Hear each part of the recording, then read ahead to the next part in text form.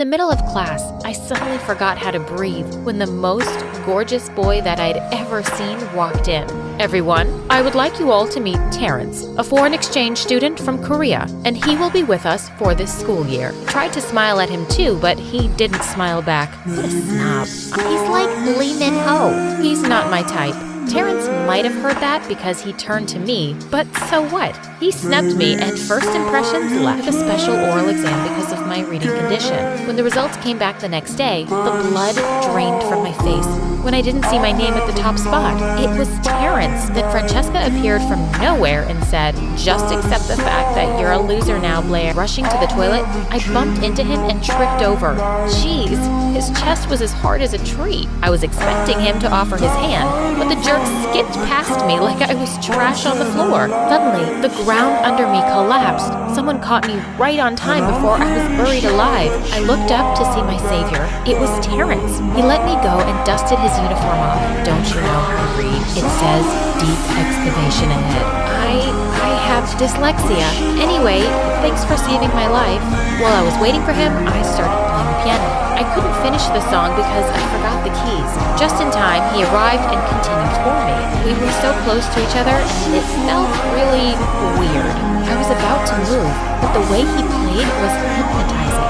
I flinched when I felt a spark as our fingers touched. He looked down at me after he finished playing. "That's how you do it. I don't need piano lessons right now. We need to plan a strategy." The competition day finally came, and we were totally silent during the ride. He later fell asleep on my shoulder, and I went stiff as a board. Should I move my shoulder, or should I let him sleep in peace? It was my turn. I needed to win this so we would be the winners already. I was shocked when the announcer said that it was a spelling round. Oh no. Terrence gave me an encouraging look. I focused and wrote down all the letters according to my memory. Correct. I jumped around in happiness and found myself hugging Terrence. When I realized what I was doing, I immediately pulled away. He then patted my head and smiled at me for the first time. And I must admit, he looked even more gorgeous. "You did great." "Well, thanks for your advice." Terrence smiled at me in the hallway the next day, and it made me feel something in my stomach. What a miracle that he wasn't wearing his headphones and holding his phone in front of his face. Grabbed my arm and was about to pull me outside when someone grabbed my other arm. It was Terrence. "Come on, we're running late already." Everyone stopped in their tracks to watch. I was looking like a statue between them.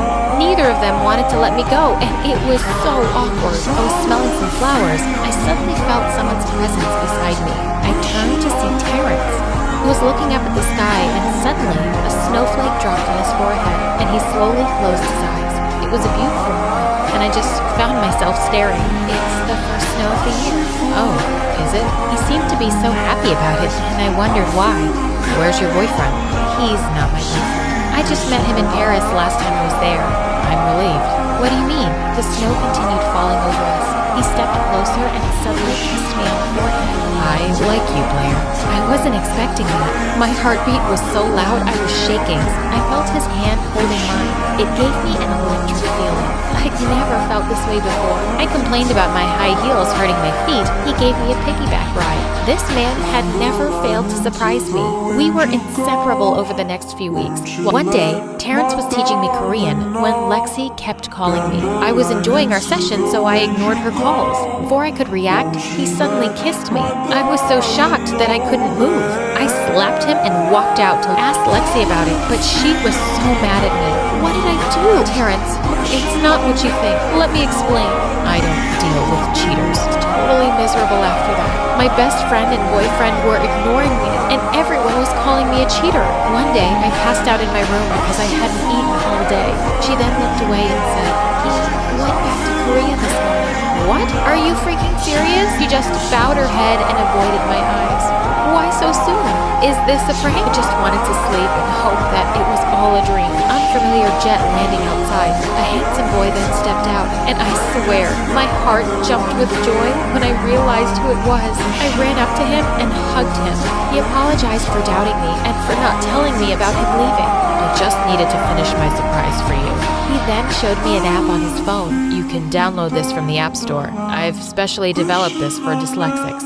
Oh my God, this is amazing. I love you, Terrence. I love you more, my Blair. I was so over the moon when he finally kissed me.